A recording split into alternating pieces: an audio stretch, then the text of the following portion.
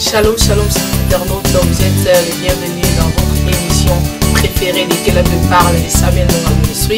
Que la Bible parle. Oui, la Bible est dans le Nzambe. Il y a qui t'a appelé pour nous quand on va pour la partout. Qui n'a pas l'objet pour nous. Dans son sous le aller dans ma fond du matin.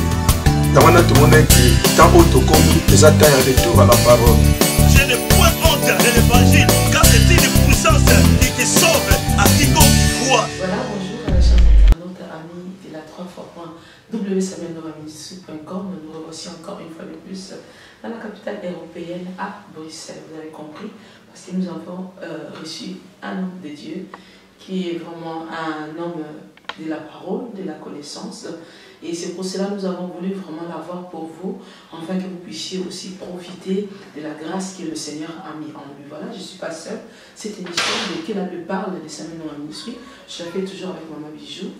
Et que je vais saluer pour Maman Bijou. Bonjour. Bonjour, pasteur. Comment vas-tu? Oui, je vais très bien. Ça a été les vacances? Oui, très bien. Oui, c'est les grâce. Et les enfants ont profité. Oui, oui, oui. Là, on a reçu l'apôtre Eustache. Oui. Nous sommes à la capitale européenne. Ça veut dire que la connaissance, elle est vraiment là. Parce que tout, c'est ici que ça se passe pour les Européens. Oui. Et c'est pour cela que nous croyons aussi que ce sera un moment spécial pour nous de passer avec l'homme de Dieu. Bonjour, l'apôtre. Bonjour, pasteur. Comment bonjour. ça va? Oui, Bonjour. on est là, on va bien, je vais bien par la grâce de Dieu. Et la famille? Oui, la famille est bien importante, Dieu a fait grâce. Voilà, apôtre Xavier, pour nous c'est un plaisir d'abord, je dirais même en honneur, de vous avoir vraiment sur notre plateau de Que la Bible parle. Et nous avons toujours dit que Samuel Nonga Ministry c'est une plateforme où nous voulons piocher, nous voulons reconnaître les grâces que le Seigneur a mis dans ses enfants. Pourquoi pas chez tout le monde, toute créature, qui reconnaît que ce qu'il a, ça vient de Dieu. Et nous reconnaissons déjà en tant que Samuel Nonga que vous avez cette grâce-là de pouvoir transmettre au peuple de Dieu la connaissance. Parce que je crois que vraiment, vous êtes digne de cet appel-là, apôtre. Et j'ai cette confiance-là, c'est pour ça que nous avons voulu aujourd'hui vous écouter un peu, parler un peu de la connaissance, l'importance de la connaissance, de la parole dans l'Église aujourd'hui. Maman Bijou, qu'en penses-tu? Oui, surtout la connaissance, elle est très importante. C'est dans la fin. Comme dit la Bible, mon peuple périt. Pas faute de grâce, pas faute de la puissance, mais faute de la connaissance. Elle est vraiment très importante pour les enfants de Dieu, l'Église, parce que si on perd la connaissance, on perd quelque part le Seigneur déjà. Ça c'est vrai. Mais l'apôtre, qu'est-ce que vous nous direz par rapport à la connaissance, l'importance de la connaissance dans l'Église aujourd'hui? Parce qu'il y a un peu un problème dans ce sens-là. Parce que l'Internet nous donne tout. Le pasteur Internet nous donne tout enseignement. Le docteur Internet nous dit tout ce qu'il pense. Et l'apôtre Internet nous informe de ce qu'il veut. Et vous, en tant que apôtre de la parole, que dites-vous? Et vous avez un verset qui appuie vraiment. Est-ce important que nous puissions avoir la connaissance de la parole aujourd'hui? Merci, pasteur, merci, Maman Bijou, je suis très flatté de votre présence. D'abord, premièrement, je rends grâce au Seigneur de ce qu'il a permis, que nous soyons ensemble, que nous puissions passer ces moments hyper importants pour moi. Et parce qu'il y a des moments où nous parlons, mais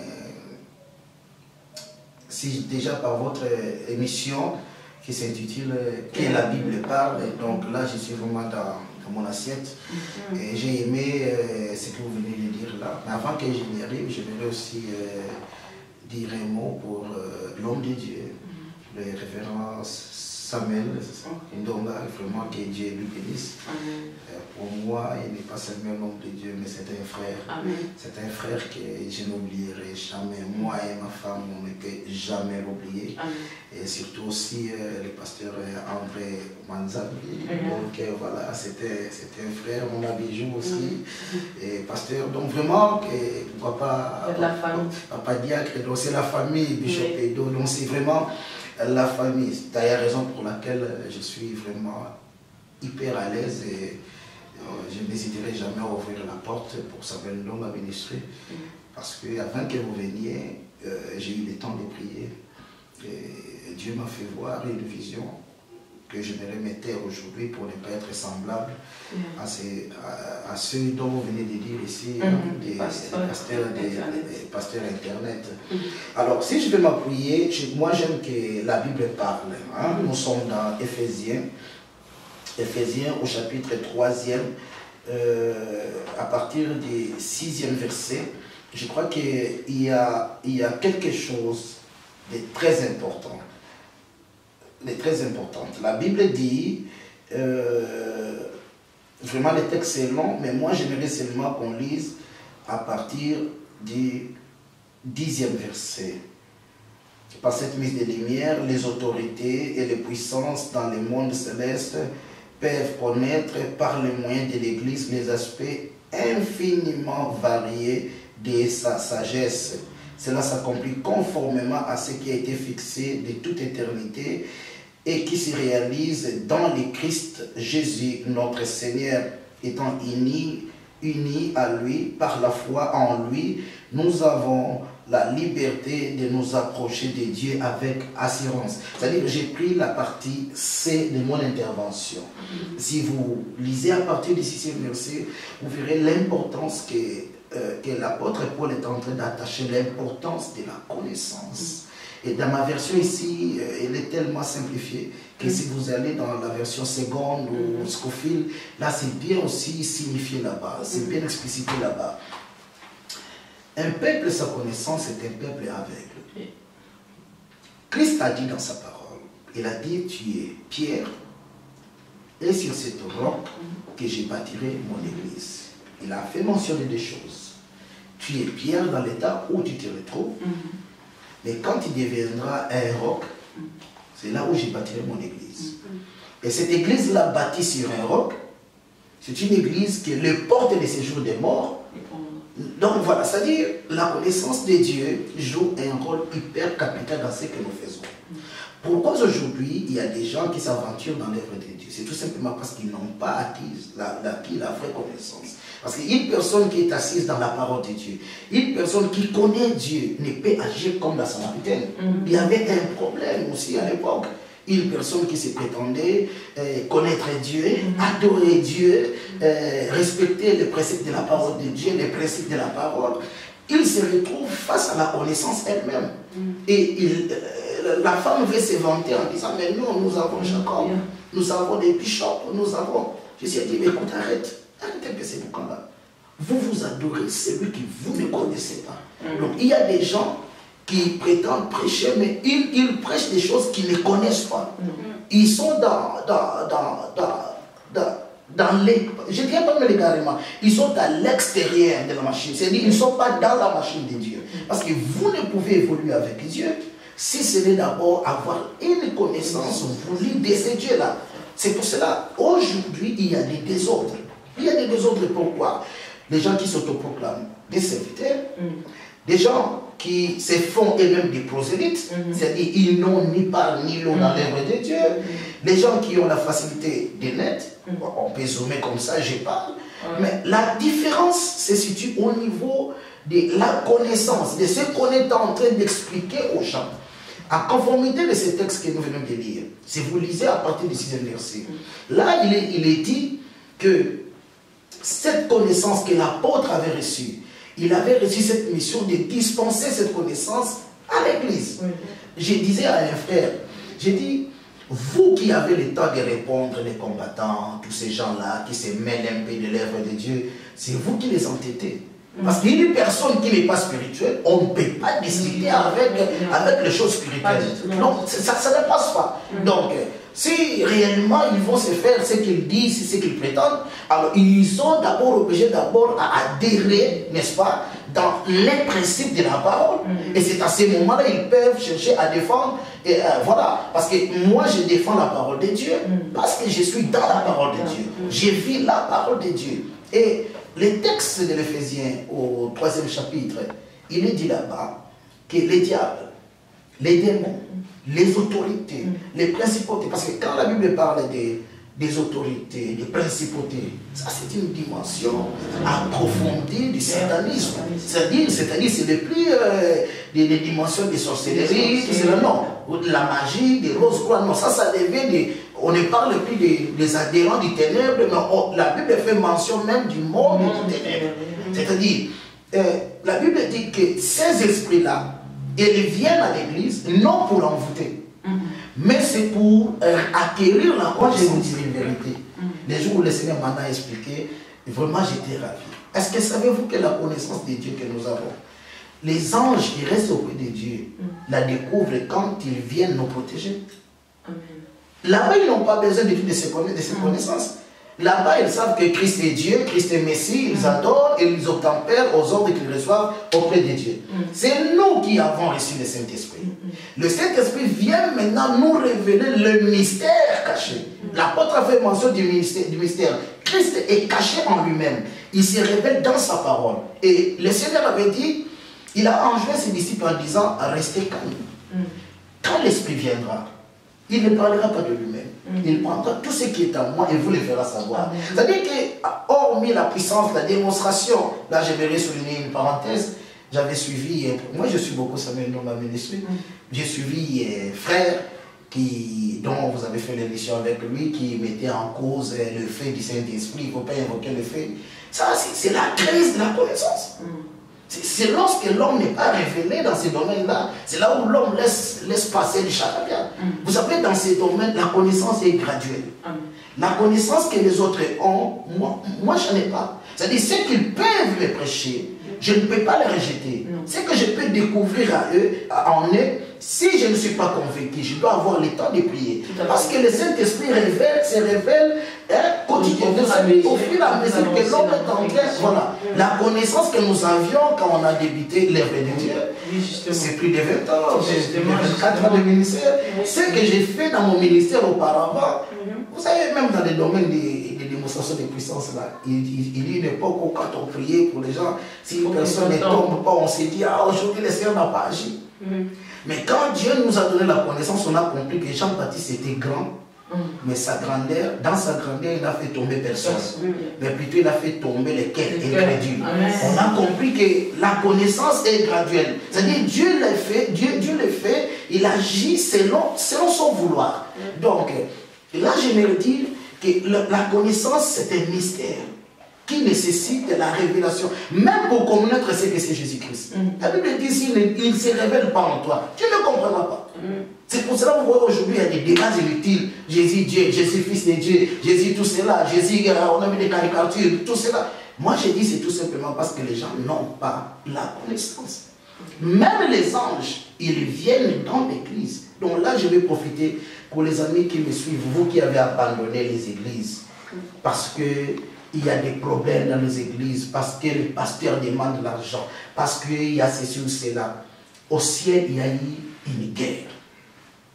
Devant Dieu, Elohim assis, les anges étaient en train de... La Bible dit qu'il y a eu guerre, ce n'est pas un combat, ce n'est pas une bagarre, mais une guerre. Il y a eu un trafic d'onction.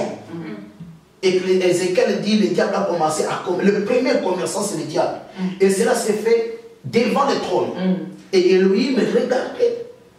Il savait que Lucifer n'était pas fort. Il savait qu'il avait scellé son sort. Et si aujourd'hui vous allez abandonner l'église parce que le pasteur a fait cela, parce que je crois que vous êtes plus pire que ces hommes de Dieu là. Parce que si vous aviez vraiment la connaissance, vous vous direz, l'homme qui a fait le mal, il doit réparer avec Dieu. Moi, je suis mon chemin, je poursuis mon chemin. Et une personne qui ne va pas à l'église, c'est qu'il réunit l'œuvre de la croix. Parce que la mission que Christ est venu ici, il est venu faire ici, il est venu mettre le fondement de l'église. Il dit, tu es pierre. Et sur ce roc que j'ai bâtirai mon église. C'est-à-dire l'église a commencé quand le Seigneur fit enlever et le jour de la Pentecôte, c'était ce jour-là que l'église a commencé à fonctionner. Et toutes ces personnes-là, par manque de connaissances, c'est pour ça que vous voyez aujourd'hui, il y a des désordres. Des désordres dans le vrai sens du mot. On a aujourd'hui des églises traditionnelles. On a aujourd'hui des églises, comment on dit, les églises à Banakarche, les églises à Monokwamoka. Là où vous voyez les pasteurs, comme ils s'appellent Chibango, c'est les Chipoulou, les Chikapinga qui viennent et se disent que l'onction est sali pensa. Ou vous allez dans une église, vous êtes en Europe, mais vous trouvez là-bas, il n'y a que seulement les Lingala qui vous vibrent là-bas, ou bien les Swahili qui vous vibrent, un désordre total. Et vous vous posez la question de savoir. La Bible dit qu'il n'y a ni juif ni grec dans ce que nous faisons. Mais pourquoi ceux des autres tribus ne se rejoignent pas en nous? c'est par crise de connaissance. On est focalisé dans une manière, on sait tisser un chemin qu'on suit là, mais ce chemin-là qui ne converge pas au respect de la parole de Dieu, c'est un problème. Ok, pasteur, ça, je vais vous inviter un peu, on va dire aux chers internautes que nous sommes avec le pasteur Eustache depuis plus d'une quinzaine de minutes. Nous sommes en train de parler de l'importance de la connaissance de la parole en ces temps de la fin, parce que nous sommes à la fin des temps. Il est en train de nous expliquer que comment il y a beaucoup de désordre dans les églises, parce que l'Internet vous permet de dire tout ce que vous pensez. Et il a souligné quelque chose que j'ai trouvé très important. Il dit que la connaissance, on l'acquiert au jour le jour, au fur et à mesure que vous progressez, vous avancez avec le Saint-Esprit. Et comme lui-même, il a évoqué ici que la façon dont il faisait son ministère il y a 10 ans passés, il ne le fera pas aujourd'hui. Pourquoi? Parce que sa connaissance a augmenté. Même la Bible même dit que l'enfant Jésus augmentait, grandissait en sagesse et en grâce. Vous savez qu'on augmente, on grandit dans la connaissance. Donc, il n'est pas important selon c'est dire que de croire que la connaissance qu'on a, c'est carré, c'est là qu'on s'arrête, c'est moi qui ai la connaissance la plus vraie. Il explique ici qu'il faut se laisser ouvrir, il faut écouter les autres. Et oui, parce que la Bible dit que nous connaissons en partie. C'est écrit noir sur blanc. Voilà. Nous connaissons en partie. Donc, moi, je voulais poser une question. Non, le pasteur d'abord termine ce qu'il a dit. Non, je voulais dire que j'ai dû appuyer votre commentaire en disant que la Bible dit que nous connaissons en partie. Nous prophétisons même en partie. Oui. C'est-à-dire avoir cette folie de grandeur de se croire top. C'est ce que j'ai dit, ça reste comme ça. Il n'y a pas de erreurs. Mais apôtre, attendez, si par exemple que vous avez une révélation, que c'est le Saint-Esprit qui vous révèle que cette chose-là, elle doit être comme ça, et que devant la caméra, vous prétendez, vous êtes tellement prétentieux que voilà, c'est la connaissance qu'il faut. Est-ce cela un péché? Oui et non. Oui, pourquoi? Parce que vous savez, même dans la Bible, il y a eu des gens qui ont prêché.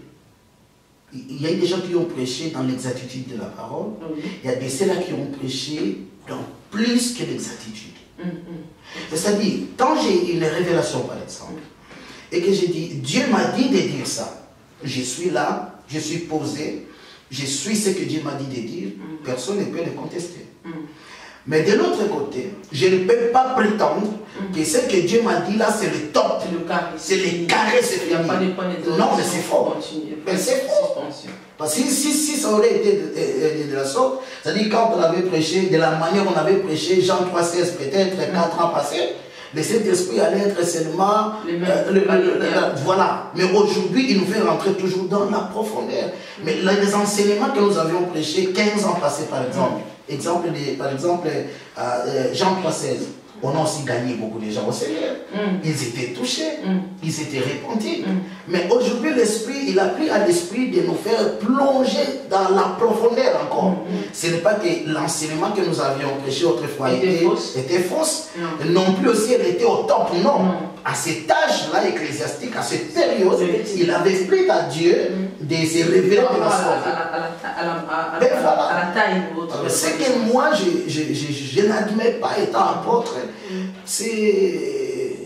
c'était pas prétentieux. C'est prétentieux là qui viennent, voilà. qui se croit être ami, même moi qui suis l'ami du Saint-Esprit, je n'ose pas, mais je ne m'hasarde pas même à dire que je suis au top. Non, je connais en partie. Et si une personne m'amène une connaissance approfondie et que je ne suis pas convaincu, comme cette connaissance-là émanée du Saint-Esprit, je laisse la personne tranquille. Mais si déjà un homme de Dieu ou bien quelqu'un à l'église ou bien qui est un dirigeant de l'église a déjà cette façon de voir les choses, que où moi je suis, c'est carré, je ne laisse pas les points de suspension au cas où une autre connaissance peut venir. Pensez-vous qu'il y a un problème pour les fidèles de l'église? Si, il y a un problème parce qu'ils ont affaire à un serviteur qui est mal converti. Ce serviteur-là, c'était mal converti. Juste parce qu'il prétend que... Si c'était mal converti, il n'avait pas acquis une formation voulue. Pasteur, vous savez, le problème qu'on a aujourd'hui dans l'église, c'est que lorsqu'on adhère au ministère, comme vous êtes pasteur, vous dites que bon, je suis pasteur, trésor, voilà, je suis pasteur, c'est fini. Non, l'école du Saint-Esprit continue. Ça commence même s'il faut dire. Mais voilà, donc les brebis, ce ne sont que pour moi, ne sont que des victimes. Faire croire aux gens que ce que vous avez reçu, c'est au top. C'est pour cela que vous allez remarquer que nos fidèles aujourd'hui ne sont plus stables dans nos assemblées. Parce que lorsqu'on leur fait gober de fausseté, ils acceptent. Mais comme leurs âmes appartiennent au Seigneur, le Seigneur vient maintenant les révéler les profondeurs, pas là mais les profondeurs, ils finissent par fuir. Ils se disent, ah, passer le chantier à la peine bien été, passer le chantier à la peine bien été. Mais si la personne là aurait été avisée que la connaissance que nous avons reçue aujourd'hui, on a reçu du Saint-Esprit, mais nous croyons que le Saint-Esprit continuera toujours à nous faire entrer dans la profondeur. Si la personne, si la brebis veut un peu se balloter, mais où tu iras là-bas, tu croiras que c'est top. Un jour, tu recevras aussi une autre dimension de connaissance. Sois posé. Donc, on aura la facilité même de contrôler ces brebis-là. Mais parce que fait la connaissance de la femme samaritaine? Parce qu'au début, nous avons parlé de la femme samaritaine qui adorait Dieu, mais qui ne connaissait pas ce Dieu-là. Mais que fait alors la connaissance de la femme samaritaine qui adore et qui ne connaît pas Dieu? Cette connaissance-là qui l'amène aux enfants de Dieu. Supposons que cette femme-là, au temps-là, n'avait pas encore rencontré Jésus, mais elle est partie annoncer un Jésus qu'elle ne connaissait pas. Que fera cette connaissance-là avec moi, j'aime ça.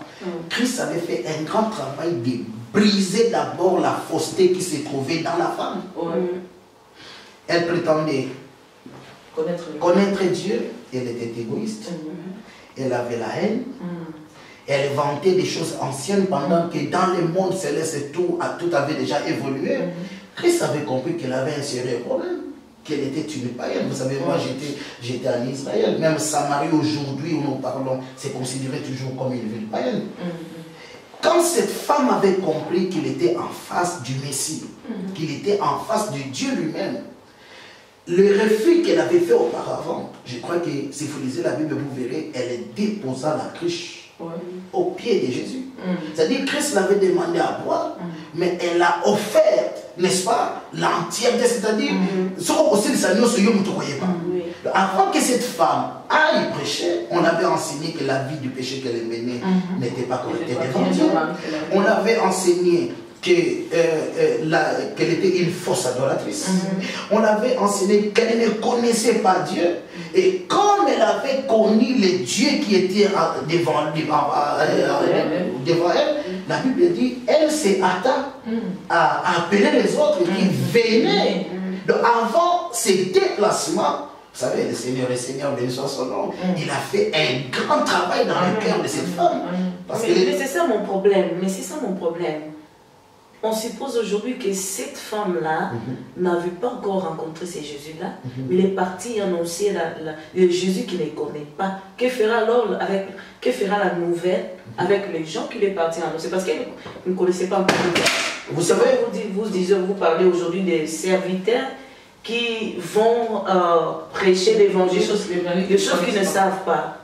D'abord, qui a envoyé ces gens d'aller prêcher? C'est par là qu'il faut commencer. Qui a envoyé ces gens d'aller prêcher? Et quand le Seigneur envoya les disciples, ils n'étaient pas encore matures, ils étaient immatures. Je crois que le message du Seigneur fut cadré. Pardon, le Seigneur a dit, allez, prêchez la bonne nouvelle, dites aux gens que le royaume des cieux est proche. Ça dit, ok, pasteur, il y a vraiment des désordres. Toute personne est appelée à aller dire aux gens, Dieu vous aime, repentez-vous, donnez vos cœurs à Jésus-Christ. Mais diriger n'est pas donner à toute personne. La Bible dit même qu'il n'y a pas beaucoup de gens parmi vous qui se mettent à enseigner. Qui les a envoyés? Qui les a octroyé ce droit de conduire le peuple de Dieu? En conformité de ce que vous venez de dire. Quel fut le message de la femme? Venez, j'ai vu quelqu'un qui m'a dit ce que je fais. Je crois que ce serait le Messie. Quand les gens sont venus, ils sont venus par curiosité. Ils sont venus, ils l'ont écouté. Quelle fut la réaction de ces gens? Ils ont dit, ce n'est plus parce que toi tu nous as appelé, mais parce que nous l'avons nous-mêmes écouté. C'est-à-dire que ces gens ont quitté les stades de l'évangélisation. Ils sont rentrés, ils étaient rentrés voilà, à la connaissance de nom. Nous avons maintenant compris que c'est lui le Messie. C'est étape par étape. Et aujourd'hui, ces étapes-là ne sont plus respectées. Il suffit qu'une personne aille en Israël, il devient archbishop. Mais apôtre, on mange les cocos, les bourrincol, on vient de docteur. C'est pour cela, moi j'en avais même en Hollande. Vous savez, moi j'ai connu beaucoup de problèmes en Hollande à cause il y a franc-parler. Oui, on a une personne qui s'est dit pasteur docteur. Ok, pasteur, et par exemple, une personne qui devient leader par circonstance. Vous comprenez ce que je veux dire? On devient leader ou pasteur par circonstance. C'est-à-dire que quand j'ai dit pasteur, juste par exercice, quoi. C'est-à-dire qu'il exerce le pastorat par circonstance. Et à cette personne-là, quel conseil vous prodiguez pour cette circonstance qui a fait de lui leader? D'abord, est-ce que ne pensez pas vous pas que le hasard n'existe pas? Mais il peut être d'abord aussi un appelé ou non? Ou pas? Non, là, voilà, parce que là, moment du jour, j'aime bien me rejoindre là. Les problèmes, le pastorat n'est pas un fruit d'hasard. Le pastorat, c'est un don ministériel. Un don par excellence. La personne qui est passée à l'appel au salut, elle est passée à l'appel au discipulat, et puis il passe à l'appel au ministère. Maintenant, quand on devient pasteur, les ministères se complètent souvent. Vous pouvez exercer un ministère compte tenu des réalités du terrain. Mais cela ne vous dit pas, ne vous permet pas de vous cramponner là-dessus. Parce que le problème, Dieu peut t'utiliser dans une circonstance. Dieu dit, ok, il peut vous utiliser. Mais vous allez remarquer, après avoir vous utilisé, il peut appeler une personne d'elle-même, ou peut susciter d'autres personnes. Il faudrait que la personne ait le courage. Mais c'est ces relais qu'on a ça peut aussi, les circonstances peuvent aussi confirmer l'appel ou pas? C'est pas parfois je peux compléter la question. Non, le problème d'abord, si on se dit qu'on est pasteur, on sous-entend, on a reçu l'appel au ministère. Ou carrément, on joue, on fonctionne comme pasteur, mais on n'est pas pasteur. Ça, c'est très important. Et les gens qui fonctionnent comme pasteur, si maintenant il faut passer le relais, c'est là où ça devient compliqué. Vous savez, le pouvoir, ce n'est pas seulement les politiques. Le pouvoir, c'est comme de l'opium. Donc ça réjouit. Maintenant, c'est plus que même le miel. Maintenant, c'est de laisser que l'autre puisse monter, comme l'a fait Jean-Baptiste, c'est pas donné à n'importe qui. Vous voyez? Alors, c'est ce qui arrive souvent ici en Europe. On se retrouve dans un coin, un bien-aimé, avant qu'il arrive ici, au pays. Il fit par exemple un chantre, il a vu comment est-ce que l'église locale fonctionnait, il se retrouve dans un terrain où il n'a pas les églises, Dieu lui met à cœur, ok, voici. Il commence à rassembler tout cela. C'est comme ça, vous verrez, même à Rotterdam, les gens qui ont dit, moi je suis frère, je ne serai jamais pasteur. Aujourd'hui, ils deviennent des pasteurs, ils deviennent des arrogants. Vous savez, de telles personnes, vous les reconnaîtrez, ils vont refuser de reconnaître les grâces des autres. Ils vont refuser de reconnaître même les droits des messes. Ils se diront qu'on est au top, on est tout cela. Alors, les victimes, c'est l'être humain. Donc, pour vous répondre, je dirais que si on est par circonstance, qu'on se dise non. Je crois que moi, j'ai travaillé jusque-là. Je crois que maintenant, c'est à vous de prendre relève, tout cela. Et la personne dont on va passer le relais doit avoir le temps de prier pour savoir. Ici, en Europe, c'est très difficile.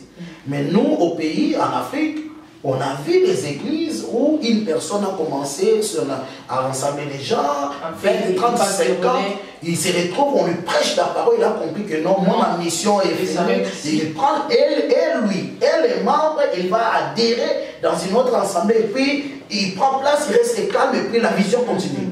C'est la chose que... Mais pensez-vous qu'en Afrique, vous voulez, en évoquant ce que vous dites, ils ont plus de la connaissance qu'ici? Oui. Là, je ne sais pas, j'ai dit oui. Ou bien leur manière de faire, c'est plus excellent. Mais ce ne sont pas les mêmes personnes là qui sont en Afrique qui viennent sont venues ici. Mais les personnes qui sont venues de l'Afrique, ces personnes-là, moi j'ai reçu Jésus-Christ en 89. Ici en Europe? Non. Ceux qui ont reçu le Seigneur, la plupart de ceux qui ont reçu le Seigneur ici en Europe ont des foi problématiques. Ça c'est vrai. Pourquoi? Parce que c'est en fonction de ce que je vous dis. Parce que nous, on nous a appris le respect du Seigneur. On nous a appris, je dois reconnaître pasteur Trésor étant mon pasteur. Je dois respecter la femme de mon pasteur. Oui. On nous a appris à nous sacrifier, à gêner, à travailler pour Dieu. Et on est ici maintenant, comme le dit le vieux, on se retrouve dans le monde des maquitos, on se retrouve dans le monde des KFC. C'est-à-dire, là où, lorsqu'on vous enseigne, on a toujours tendance à discuter. On a toujours tendance à aller, bon, je vais aller suivre. Qu'est-ce dit ces frères-là? Moi, quand une personne vient chez moi, il me dit, ah, pasteur, tout cela, je la chasse. Je ne veux pas 4 ans, je dis que ce soit la toute première fois et la dernière fois. Les gens font l'œuvre qu'ils prétendent l'œuvre de Dieu, mais en fait, ils se tirent eux-mêmes leur gloire. Plusieurs assemblées qui se trouvent ici en Europe, Dieu n'a pas envoyé ces gens-là à fonctionner de la sorte. Non. Et ce ne sont pas des ignorants, mais ce sont des incrédules.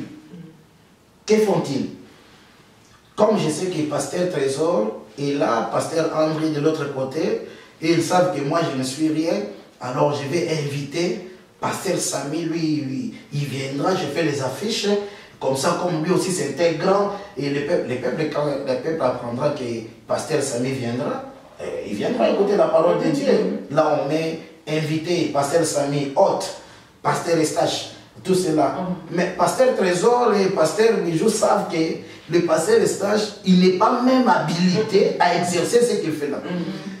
Quand le Pasteur Samy viendra, il se dit, oh, c'est une porte que le Seigneur m'a ouverte, je vais aller aux Pays-Bas, je vais prêcher, tout cela. Et le Pasteur Samy ne prie pas pour savoir si c'est réellement la volonté de Dieu. C'est ce qui s'est passé par exemple aux Pays-Bas. La plupart des consécrations qui ont eu lieu là-bas, ce sont des consécrations purement arbitraires. Là où on invite une personne d'ailleurs, on lui donne des paquets, il vient, il prie, mais après résultat. Parce que l'œuvre de quelqu'un doit demeurer. Je ne parle pas des ensembles, mais je parle de l'œuvre de la personne. Aujourd'hui, les gens sont engloutis. Mais c'est comme si aussi, ici en Europe, on a tendance que les aînés ont du mal à accepter aussi ceux qui viennent après, hein, ceux qui viennent à débuter le ministère. Ça semble aussi comme ça. Oh oui, parce que ces aînés-là eux-mêmes, dans la plupart des cas, ils ne sont pas aînés. Mais ce sont des bébés spirituels. Oh oui, ce sont des bébés spirituels. Ces gens qui se prétendent que ce sont des aînés. Moi, je fais 24 ans de ministère. Aujourd'hui, je ne trouve pas un problème de dire que pasteur, c'est mon pasteur. Amen. Il n'y a pas un problème. Ce n'est pas le fait de reconnaître que c'est mon pasteur, que cela enlève en moi ce que je suis. Au contraire. Ça ne change pas. Non, ça me change. Au contraire, je me dis, j'ai une autre combattante à mes côtés. D'un moment à l'autre, c'est comme ce qui s'est passé entre Paul et Jean-Marc. Paul avait chassé Jean-Marc. Après, il a dit, mais envoie-lui qu'il vienne. Alors, moi, ce que je déteste auprès de ces jeunes gens qui viennent après nous, c'est de l'impolitesse. Attends, mais moi, je ne suis pas aussi, comment dirais-je, je ne suis pas aussi Esaü pour céder mon droit d'aînesse. Faire 24 ans dans les ministères, ce n'est pas du bien savoir. Ok, voilà, parce que c'était notre angle de s'ouvrir là. Nous courons derrière le temps. Quel conseil vous donnerez aux églises aujourd'hui par rapport à la connaissance, de l'importance de la connaissance de la parole? De lire la parole de Dieu. La parole de Dieu s'interprète par elle-même. De lire la parole de Dieu et de demander toujours le secours du Saint-Esprit qu'il vienne nous révéler ce que nous devons faire. Le monde de Dieu, c'est un monde caché. Dieu nous a donné le logos, l'écriture, les saintes écritures. Mais la Bible dit que l'écriture tue. Il est dit, vous sonnez les écritures, vous pensez, vous croyez trouver en elle la vie, mais ça vous tue. C'est l'esprit qui vivifie. Quand nous rentrons dans ce monde-là, de lire, de méditer, de chercher l'intervention du Saint-Esprit, le Saint-Esprit viendra nous dire, non, là vous avez mal fait. Là, ce n'est pas tout cela. Là, vous avez mal prêché. Ok. Est-ce que vous pouvez dire maintenant, parler face à la caméra pendant 1 minute, à un homme de Dieu, à un dirigeant qui a reçu cette grâce d'avoir auprès de lui les brebis d'autrui du Seigneur parce qu'ils appartiennent au Seigneur, mais qui ne les conduisent pas comme il faut? Vous pouvez lui dire, qu'est-ce que vous pouvez lui dire comme conseil en tant qu'apôtre? En tant qu'apôtre, j'aimerais dire à ces gens-là que l'enfer existe. Il y a le jugement de Dieu qui vous attend. non parce que je vous condamne, mais parce que c'est la parole de Dieu. La Bible dit que toutes les âmes appartiennent au Seigneur. Si vous savez que vous êtes allé pécher dans une assemblée, vous êtes allé détruire une autre assemblée pour voler les gens, les membres pour aller vous bâtir une autre assemblée. Je crois que le Seigneur ne nous a pas appelés à cela. Vous devez vous repentir. Vous devez remettre, restituer ces brebis-là, parce que Dieu envoie chaque brebis dans une bergerie, et dans la bergerie-là, Dieu a investi des capacités pour instruire cette brebis-là. Donc je vous demanderai, faites confiance à l'appel de Dieu qui est en vous. Le Seigneur qui vous a fait confiance, qui vous a donné le ministère que vous prétendez avoir, il a investi en vous des potentiels pour que, au temps convenable, que vous puissiez travailler en bonne et due forme. Donc, il ne faut pas aller vite en besogne, attendez le temps de Dieu. Amen. Christ avait attendu, il avait patienté, malgré que Jean-Baptiste témoignait, disait que celui-là est plus grand que moi, suivez-le. Mais Christ avait patienté. Et le départ de Jean-Baptiste avait pistonné l'action du Seigneur Jésus-Christ. Alors, ça serait inutile qu'on vous respecte, qu'on vous appelle bishop, archibishop, pasteur, révérend, apôtre, tout cela. Mais après que le Seigneur vous dise que vous êtes un mercenaire. Et vous, les brebis qui êtes là pour envoûter ces gens. Moi, j'appelle ça l'envoûtement. Oh, pasteur, quitte la veille chez nous, on va te soutenir. Pasteur, ces brebis-là vont t'abandonner un jour. Ils te mettront sur Facebook. Toutes les choses que vous voulez rencontrer en catimini, ils vont crier ça tout haut. Et les gens, les démons feront que ces messages-là circulent. Vous allez pleurer. Posez-moi la question en cachet, je vous dirai comment est-ce qu'un homme de Dieu pleure quand il vit le rejet. Amen. Que Dieu vous bénisse. Amen. Voilà, maman Dijou. Encore. Il y a encore moi quelque chose à ajouter. Bon, je peux ajouter pour savoir au pasteur, hein, que pensez-vous alors de rejoues? Parce qu'il y a des rejoues à la parole de Dieu aujourd'hui qu'on ramasse ailleurs et qu'on appelle les rajouts plutôt. Voilà. Que j'ai ramassé ailleurs parce que je vis les musiciens faire ceci, les comédiens faire cela et moi aussi, je vais appliquer ça par rapport à la parole de Dieu. Il y a des fléaux qui sont écrits dans la parole de Dieu. Si tu retranches, dit la Bible dans l'Apocalypse, on retranchera ta part dans le royaume des cieux. Amen. Mais si tu ajoutes, il y a les fléaux. Amen.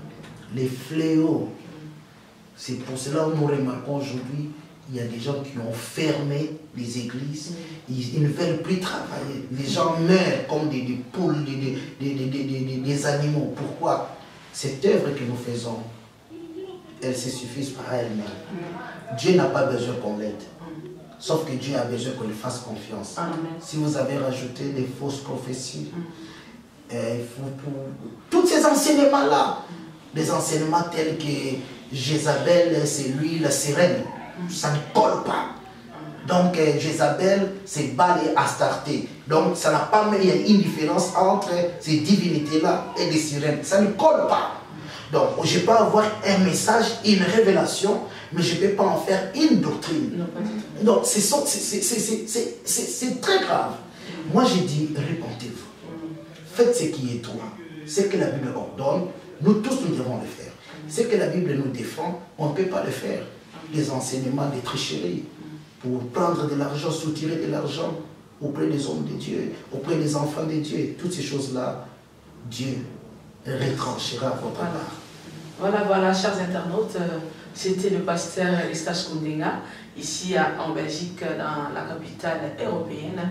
Il est le pasteur, le dirigeant de l'église Plein succès en Jésus-Christ. Plein succès en Jésus-Christ. Voilà, nous sommes ici, dans son bureau, dans ses locaux. Et Samy Nonga TV s'est déplacé ici. Mais nous avons été très heureux d'être avec vous, de vous savoir nombreux, cloués sur vos fauteuils, enfin de nous écouter. Ne zappez pas, continuez à nous suivre dans www.samuel-tv.com. Jusque-là, nous attendons aussi vos suggestions. Pourquoi pas, pour conseils, nous en avons besoin, parce que nous voulons ensemble faire l'œuvre de Dieu. Quant à moi, je vous dis au revoir.